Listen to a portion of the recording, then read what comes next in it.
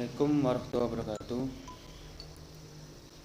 Saya ucapkan selamat datang bagi siswa baru 10 DPSM di SMK Negeri 1 Wonorejo. Pada saat ini kita akan belajar ya, karena dalam masih pada masa pembelajaran di era new normal ini, tentunya interaksi belajar mengajar antara guru dan siswa sedikit terkendala, tapi tidak menutup kemungkinan untuk kita selalu tetap semangat dalam belajar. Pada kesempatan kali ini saya akan menjelaskan tentang mata pelajaran PDTO, pekerjaan dasar teknik otomotif, yang ada di kompetensi kalian atau jurusan teknik dan bisnis sepeda motor DPSM di SMKN 1 Wonorejo. Pertama, perkenalkan, nama saya Luki Setiawan Candela. Saya di SMK 1 Wonorejo jabatannya sebagai guru teknik sepeda motor, mendapat kepercayaan untuk menjadi ketua kompetensi kalian DPSM, dan itu sebagai tugas tambahan saya di sekolah. Tempat lahir saya di Sidoarjo, 18 Juni 1991. Saya sebenarnya alamatnya di Surabaya, saya asli Surabaya, tapi di sini saya domisilinya di Dusun Kemiri, Desa Prapukerto, Kecamatan Sukorejo. Langsung saja, untuk menghemat waktu kita, di kompetensi kalian atau di jurusan TPSM ini, kalian akan menempuh waktu masa belajar selama 3 tahun. Ada kelas 10, kelas 11, kelas 12. Di sini saya akan sedikit memberi gambaran tentang spektrum mata pelajaran apa aja yang akan kalian dapat di kelas 10, di kelas 11, dan kelas 12.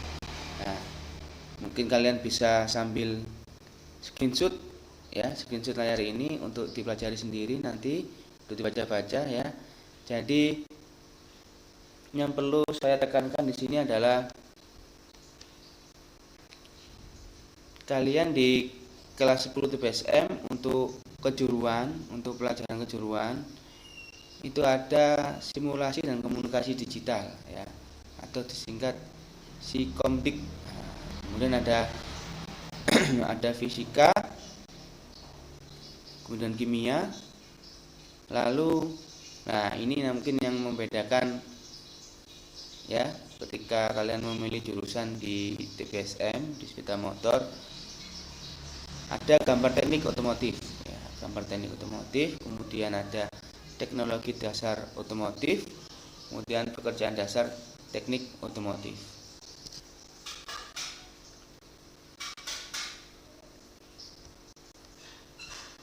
Ya, ini yang akan saya keliru.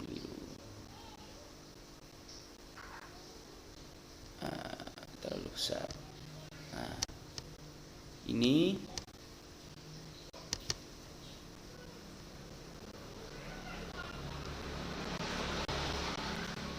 salah lagi.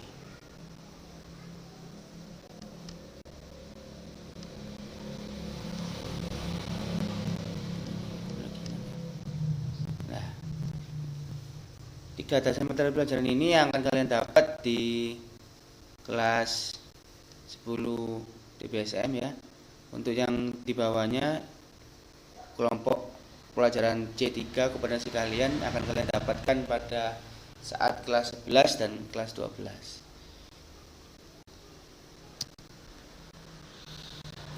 Selanjutnya, ini penjabaran kompetensi dasar yang harus kalian kuasai untuk materi PDTO. Ada 13 KD, meliputi KD Untuk pengetahuan yang di depannya ini ada angka 3.1, 3.2, ini adalah ranah pengetahuan atau kognitif. Lalu di sebelahnya selalu berpasangan yaitu KD untuk keterampilan atau KD psikomotor. Dengan ditandai ada ini ya.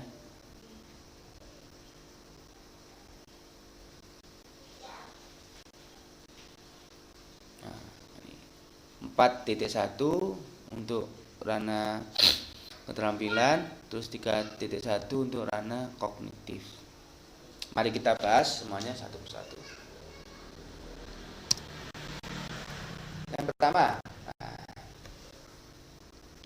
hands tool. Ya, hands tool nanti kalian akan diajarkan mengenai macam-macam hands tool. Ya, kalau hands tool itu kalau dibahasa Indonesia adalah alat mekanik atau alat tangan. Ya, biasa disebut dengan kunci-kunci. Ya, kalau di bengkel kunci-kunci. Nanti kalian akan diberikan contoh kunci-kunci, ya. Kemudian tahapan dalam pembelajaran kita, teori praktek. Ini harus tuntas 2 kali tatap muka atau daring atau belajar di rumah. Ya, hasil yang diharapkan ya, siswa mampu mengklasifikasi dan menggunakan hands tool ya. Karena ini dasar untuk kalian di kelas 11 yaitu melaksanakan prakerin.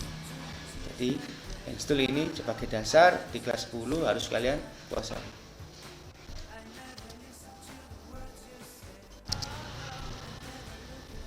Selanjutnya ada power tools ya, alatnya untuk membantu memasang atau melepas buah baut, buah mur, tapi membutuhkan alat bantu ya. Ini disebut juga alat bantu. Contoh di gambar sini gambar ini saya berikan sebuah gambar namanya adalah impact ya, impact yang bertekanan menggunakan tekanan kompresor atau udara. Ini adalah contoh power tools ya. Jadi nanti ketika kalian mendapat pelajaran ini, kalian diharapkan mampu mengklasifikasi dan menggunakan power tools. Karena di AHAS kalau waktu kalian prakerin pasti menggunakan alat ini untuk melepas baut roda yang bisa dikatakan butuh kekuatan tambahan. Selanjutnya Special Service Tools ya, atau disingkat SST ya. Namanya spesial. Jadi kunci-kunci di sini semuanya spesial untuk membuka bagian-bagian atau komponen-komponen yang ada di sepeda motor khusus. Misalkan di sini saya kasih gambar sini ada gambar untuk melepas drift ya, atau puli pada matic. Ini namanya kunci spesial karena tidak semua bisa dilepas dengan hand tool ya, harus ada service special tools SST. Di sini saya ambil contoh banyak sekali macam-macam SST dan kegunaannya untuk membuka bagian-bagian engine ya. Butuh waktu banyak ya, 3 kali tatap muka untuk menyelesaikan KD ini, dan harapannya kalian mampu mengklasifikasi dan menggunakan SST ini. Nah, kalau kalian sudah menguasai ini, wah jos kalian nanti ya. Ketika prakerin, sudah bisa disuruh langsung oleh mekanik, sudah bisa dianggap sebagai mekanik. Selanjutnya yang keempat, workshop equipment ya. Workshop equipment ini adalah perlengkapan-perlengkapan yang ada di bengkel ya. Perlengkapan tambahan yang di bengkel. Di sini saya ambil contoh gambar yang ada di bengkel kita yang ada di sekolah. Di situ ada backlift, ada cerobong untuk membuang asap, kemudian ada instalasi impact tadi ada, kemudian ada instalasi spray gun juga ada, untuk mompa juga ada, dan banyak lagi yang lainnya. Di sini tahapan kegiatan pelaksananya 3 kali tatap muka karena perlu kalian kuasai sehingga saat di bengkel kalian tidak bingung ketika disuruh atau menempatkan peralatan-peralatan di bengkel. Ya, harapannya di sini kalian mampu mengklasifikasi dan menggunakan workshop equipment atau menggunakan peralatan-peralatan yang ada di bengkel. Ya, kelima, kalau keempat KD tadi alat tangan mekanik ya. Kalau mulai KD yang kelima ini kalian akan dikenalkan namanya alat ukur ya, alat ukur mekanik. Nanti kalian akan diajari cara menggunakan, cara mengukur, cara membaca ya alat ukur mekanik. Di sini saya kasih contoh gambar jangka sorong, kemudian di bawahnya mikrometer. Sebenarnya masih banyak lagi, cuma ini sebagai contoh. Karena ini alat ukur membutuhkan ketelitian dalam membaca dan penggunaannya, maka kegiatan pelaksanaannya saya buat 4 kali tatap muka ya. 4 kali tatap muka, kalian diharapkan mampu menerapkan dan menggunakan alat ukur mekanik ya, karena seorang mekanik dikatakan mekanik yang jos atau yang jago itu bisa menggunakan alat ukur. Jadi di sini butuh ketelitian ya, butuh ketelitian. Oleh itu waktu belajarnya 4 kali tatap muka. Selanjutnya ada alat ukur elektrik ya. Ada alat ukur elektrik, nanti juga ada alat ukur elektronik ya. Ini sama. Nanti kalian akan diberikan alat, kalian harus bisa belajar. Di sini saya ambil contoh yang warna kuning ini adalah multitester ya, multitester atau orang bengkel biasanya menyebut avometer. Nah, ini kegunaannya banyak sekali, kompleks ini ya. Kemudian ada tachometer lah. Ini tachometer agak sedikit berbeda dengan, kalau kalian suka variasi, tachometernya berbentuk bulat ya. Kalau ini kotak. Nah, ini khusus untuk standar dari ahas ya. Sama dengan yang tadi, alat ukur elektrik ini membutuhkan tatap muka untuk mampu menerapkan dan menggunakan alat ukur elektrik. Nah, di sini juga sama, alat elektrik dan elektronik ya. Nanti perbedaannya pada penerapan yang ada di alatnya ya. Alat yang menggunakan listrik, kemudian alat yang menggunakan elektronik atau tenaga baterai sendiri.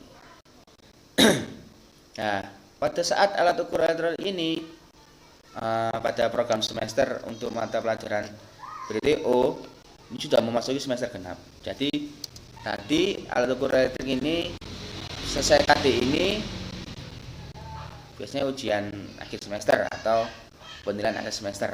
Setelah itu masuki semester genap, ini adalah mapel KD yang baru untuk di semester genap. Lalu yang ke-8, banyak Pak. Iya, banyak. Bisa kalian ya, bisa, harus bisa, SMK bisa kok ya. Alat ukur hidrolik ya, alat ukur hidrolik yaitu suatu alat yang mengandalkan tekanan fluida atau cairan. Dari sini saya ambil contoh gambarnya yaitu alat ukur tekanan bahan bakar ya. Alat ukur tekanan bahan bakar khusus untuk kendaraan yang sudah injeksi. Untuk yang karburator tidak digunakan untuk mengukur tekanan bahan bakar, tapi untuk mengukur tekanan bahan bakar pada sepeda motor injeksi ya. Nah, ini kalian harus bisa menguasai, karena di ahas juga wajib bisa menggunakan ini ya, karena beberapa problem di motor injeksi itu biasanya pompa bahan bakarnya lemah. Nah, bagaimana memastikannya? Nah, harus menggunakan alat ini, namanya fuel pressure gauge ya, fuel pressure gauge.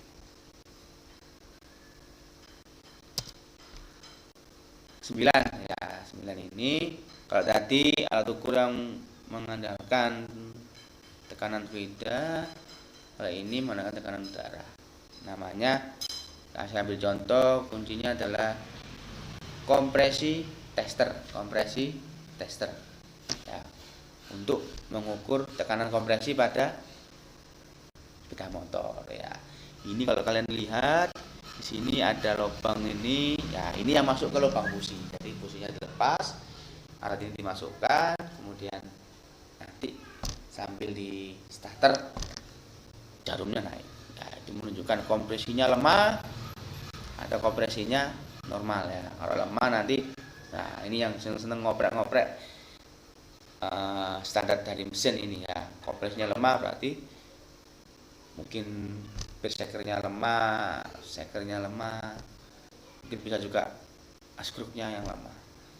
Jadi pada alat ukur pneumatik ini kalian diharapkan bisa menggunakan ya minimal kompresi tester ini, karena di ahas ya sama dengan tadi fuel pressure gauge ya, di ahas kompresi tester ini juga digunakan ya untuk menganalisa apakah sebuah sepeda motor saat mogok itu kompresinya baik atau tidak. Satu yang ke-10.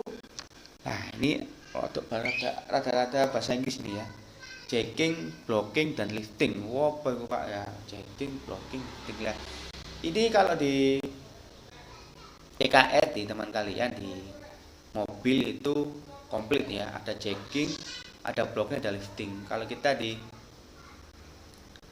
sepeda motor jadi satu kompleks, yaitu namanya backlift ya. Ini saya ambil contoh gambar backlift ya. Backlift, jackingnya yang mana Pak, blockingnya yang mana Pak. Nah, bagian depan ini ya, bagian depan ini tempat dudukan roda sepeda motor bagian depan. Jadi roda depannya itu dikunci gini supaya tidak gerak noleh kanan kiri. Blocking ya. Liftingnya Pak, nah liftingnya untuk backlift ini ada yang menggunakan kompresor tekanan udara, ada yang menggunakan tekanan hidrolis, yaitu diinjak, dipompa. Liftingnya akan atau backliftnya akan naik ya, menaikkan kendaraan sesuai kebutuhan. Kalau misalkan ganti oli atau bongkar apa, itu mekanik perlu menaikkan backlift ini.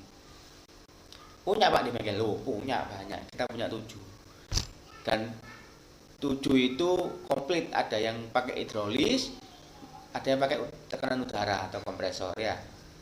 Jadi seperti itu untuk jacking, blocking, dan lifting di TPSM komplit jadi satu di backlift ya. Pak kok nggak di jangkang tengah aja Pak di bengkel? Oh iya bisa, nanti tekelnya rusak itu nanti ya. Dibuat seperti ini biar mempermudah pekerjaan mekanik dan juga tekelnya nggak gampang pecah.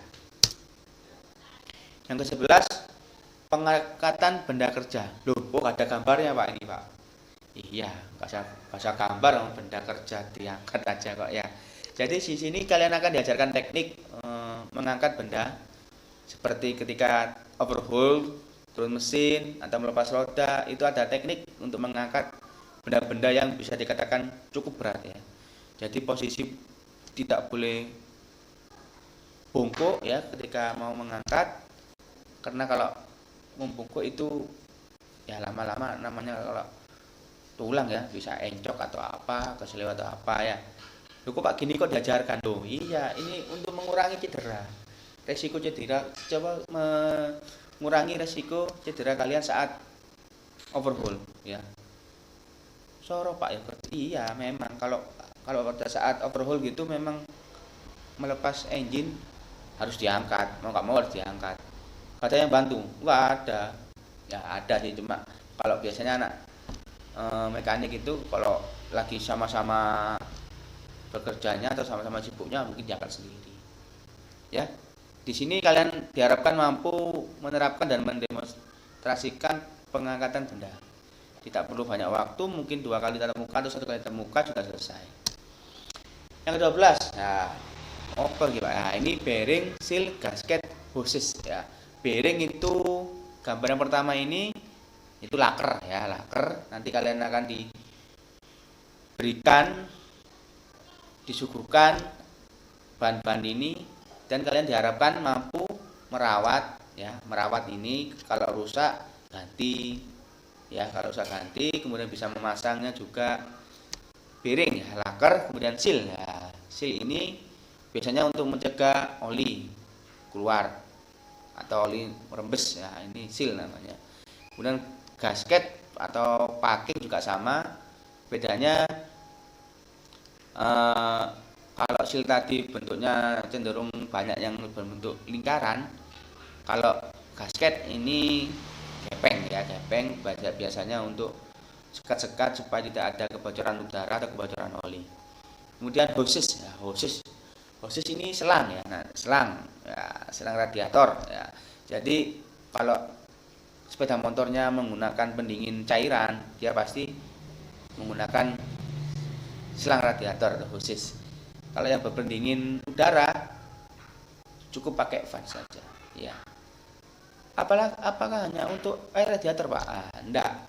Jadi hoses atau selang itu ada yang dilalui oleh cairan, ada yang dilalui oleh udara. Kalau udara nanti berhubungannya dengan sistem induksi udara atau sistem pemasukan udara yang ada di filter udara kemudian masuk di karburator. Itu ada hoses.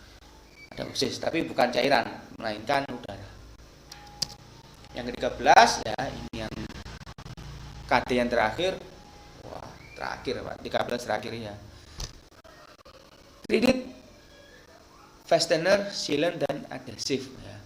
Oh, Pak. Nah, ini kemampuan dasar atau pekerjaan dasar seorang mekanik ya yang harus dikuasai.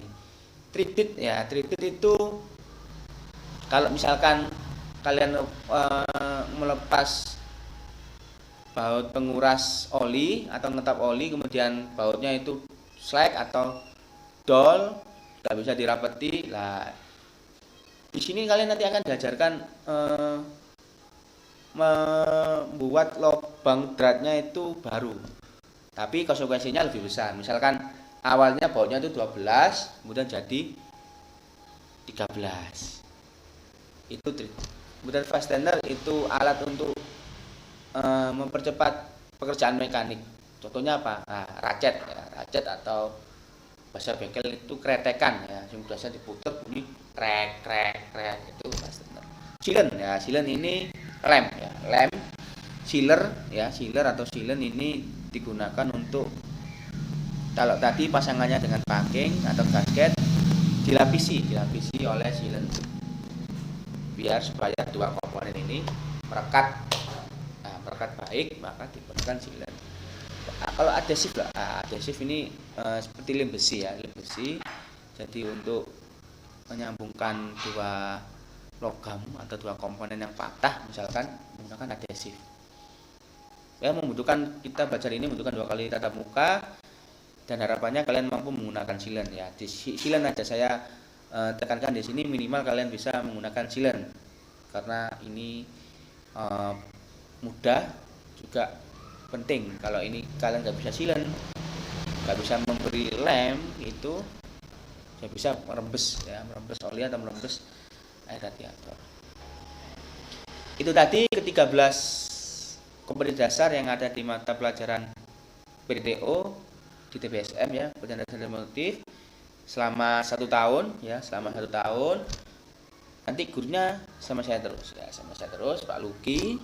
Jadi kalian pelajari ini, saya tampilkan media pembelajaran ya, semoga tidak patah semangat ya, tetap belajar terus meskipun dalam kondisi new normal ya. New normal ya gimana Pak? Iya, itu harus ada yang daring, ada yang di sekolah, gantian seperti itu ya. Jadi kalau kalian kuasai ini 13 ini ya, insya Allah di kelas 11 kalian siap ya. Siap mana Pak? Ya, siap berangkat prakerin di AHAS. Nah, ini sebagai pengingat aja, karena saya sebagai, kalau di sekolah itu disebut K3 ya, K3 itu ketua kompetensi keahlian, maka saya wajib memberikan rambu-rambu kepada siswa saya. Yang pertama ya, ini saya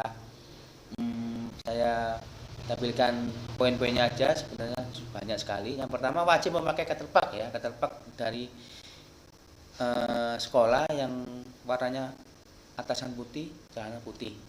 Beda dengan jurusan lain ya, beda karena kita kelas industrinya ikut Honda, maka kettelpak ketika di sekolah juga harus seperti yang ada di mekanik Honda.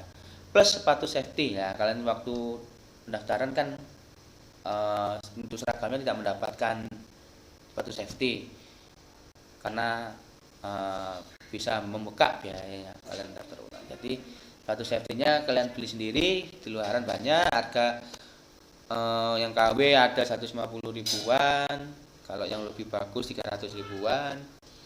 Nabung jangan minta orang tua nanti kerja, kalian yang nabung. Kemudian wajib membawa buku besar ya. Buku besar ini apa maksudnya ya? Kayak buku pembukaan ya, kayak buku pembukaan besar gitu. Jadi kalian enak nanti nyatetnya selama 3 tahun. Sebentar ya, saya ambilkan dulu ya. Nah, ini adalah contoh buku besar ya yang wajib kalian punya dan kalian bawa setiap kalau ada pelajaran produktif atau pelajaran BDO, DTO dan gambar teknik ya. Cari yang tebel karena bisa dipakai selama kalian sekolah 3 tahun ya. Kemudian yang ketiga akan saya kasih surat pernyataan untuk kalian isi, yang isinya kalian menaati tata tertib yang ada di bengkel TPSM. Tata tertibnya gimana? Yang seperti gimana Pak tata tertibnya? Ya di bawah itu nomor 4 itu, jika ada kehilangan ya, satu kelas mengganti segala bentuk kehilangan alat atau bahan selama praktek di bengkel. Jadi seperti itu. Waktu praktek install misalkan ada kunci yang hilang atau alat yang hilang, ya berarti satu kelas itu urunan untuk mengganti ya. Jadi sama-sama kita rawat alat dan bahan dan juga trainer yang ada di bengkel supaya bisa kita gunakan untuk belajar bersama. Demikian yang bisa saya sampaikan ya pada kesempatan yang sangat terbatas ini ya. Nanti kita akan ketemu lagi langsung masuk di mata pelajaran handstool ya. Nanti kan coba saya buat rekaman video secara urut mulai dari KD yang 31 tadi handstool sampai yang terakhir tadi yang 13 Jilen ya. Jadi ditunggu, tetap semangat belajar, kuotanya dihemat ya, karena kita menggunakan media online ya, media daring, mau nggak mau juga harus butuh kuota ya. Gurunya juga sama, gurunya juga harus menghemat kuota ya, semua juga harus menghemat kuota ya. Tetap jaga kesehatan di rumah, salam kepada orang tua, pakai masker kalau mau kemana-mana, pergi kemana-mana pakai masker ya. Sekian dari saya, bila ada salah kata saya mohon maaf. Wassalamualaikum warahmatullahi wabarakatuh.